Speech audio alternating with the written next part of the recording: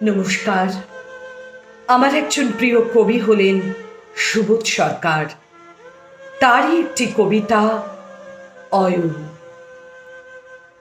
বাবা না মা, তুমি কার কাছে থাকবে? কোনো বালককে আমি এত বিষণ্ণ দেখিনি। তেজপাতার মতো তিত্তির করে কাঁপছে তার আঙুল। অয়ন, তুমি কার কাছে থাকবে? প্রথম যেদিন স্কুলে গিয়েছিল, এপাশে ডুডাই মানে বাবা, ওপাশে মাসাই মানে মা, পেছন পেছন দাদু ঘাড়ে চাপিয়ে ঘুরে বেড়াতো আর বকা খেত দিদার কাছে, ছেলেটা পড়ে যাবে। প্রধান বিচারপতি গলার স্বরে নামিয়ে বললেন, অয়ন, তুমি কোথায় থাকবে? হাতিবাগান না গড়িহাট?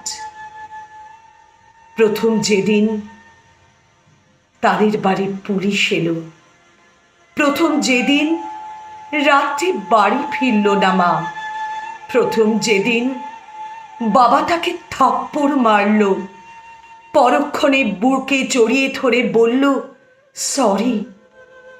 প্রথম যেদিন আমি আদালতে এলাম, দাদু কোথায়? দাদু, দাদু কোথায়? আমাকে যখন গাড়িতে তোলা হচ্ছিল, আমি দেখলাম রাস্তার এপাশে দাঁড়িয়ে ডুডাই, রাস্তার ওপাশে মাসাই। আজ নিয়ে তৃতীয় দিন এখানে এলাম। ওই তো মা, দূরে দাঁড়িয়ে বাবা। কত লোক, এত লোক কেন?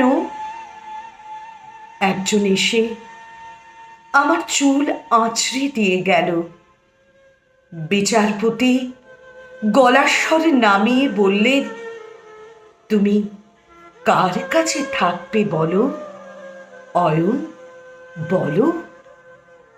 বলল, একদিন বাবার কাছে, একদিন মার কাছে। বলেই তার মনে হলো দাদু তাকে ঘাড়ে চাপিয়ে দৌড়চ্ছেন, তার দিদা চেঁচাচ্ছেন, নামাও নামাও, ছেলেটা পড়ে যাবে, ছেলেটা পড়ে যাবে।